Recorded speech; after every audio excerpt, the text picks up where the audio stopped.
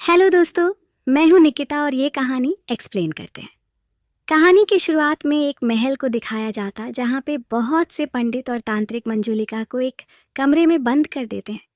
और फिर कहानी 18 साल बाद आती जहां पे रीत को दिखाया जाता जो कि मनाली में रूहान से मिलती है। और रूहान बहुत कुछ जानता है रीत के बारे में, जबकि ये दोनों कभी मिले ही नहीं पहले। और रूहान रीत को कहा कि मेरे पास सिक्स्थ सेंस है।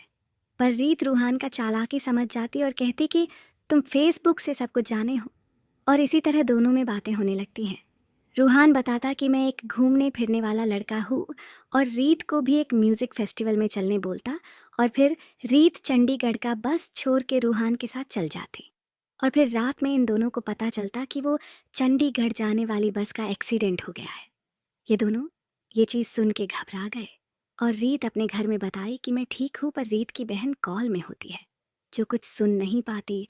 दरअसल रीत की शादी होने वाली है एक लड़के से, पर रीत नहीं करना चाहती। तो ये पे रीत एक नाटक करने वाली है कि रीत के घर वाले को नहीं पता कि रीत जिंदा है, और जब शादी हो जाएगी तब सभी के सामने आएगी।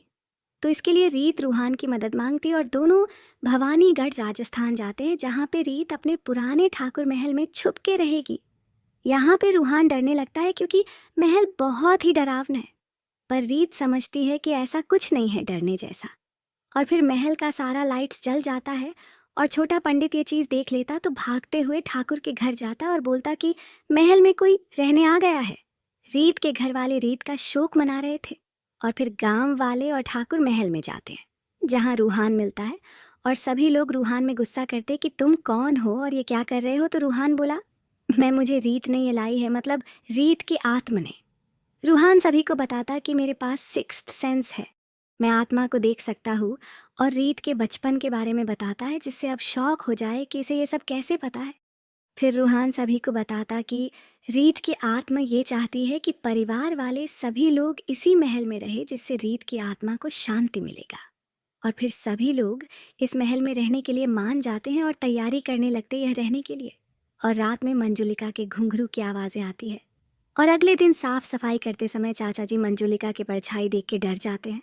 और अगले दिन जब सभी परिवार वाले रीत का शोक के गम में डूबे हुए थे, तभी रूहान वहाँ पे आत्मा देखने का नाटक करता और सभी को वहाँ बोलता कि रीत अब ये भी चाहती कि त्रिशा और सागर की शादी हो जाए। पर ये चीज़ को कोई नहीं मानते क्योंकि सागर की शादी तो रीत से होने वाली थी। पर फिर अब मान जाते हैं। और फिर सागर और त्रिशा रूहान के पास जाते हैं और बोलती कि तुम्हें रीत के बारे में ये सब कैसे पता। रूहान बोला, मुझे सब पता है। और फिर रीत और रूहान दोनों को प्यार होने लगता है। और फिर रात में रूहान के कमरे में एक कौवा आता है और रूहान उस कौवे का पीछा करता तो देखता कि आगे एक आदमी है जो कि वो खुद रूहान ही है। और वहाँ पे अंजुलिका आ जाती और बोलती, यहाँ दोबारा मत आना। और फिर अगले दिन छोटा पंडित रूहान को बोलता है कि मेरी माँ हाल में ही चल बसी हैं, तो तुम मेरी माँ से बातें करो और पता करो कि छुपाए हुए सोने कहाँ हैं। पर रूहान ये कैसे करेगा। पर वहाँ पे रखे सारे सामान गिरने लगे और झूमर भी गिरा जिससे सोना का पता चल गया। और इस चीज़ से रूहान बहुत फेमस हो जाता। फिर एक रात रूहान को रात में मंजुलिका के घुंघरू का आवाज़ आता है। और फिर रीत किसी तरह से रूहान को शांत करता है। और रूहान बोलता है कि मैं अब ये नाटक कर करके थक गया हूँ, यहाँ कोई मंजुलिका जैसी कोई चीज़ नहीं है।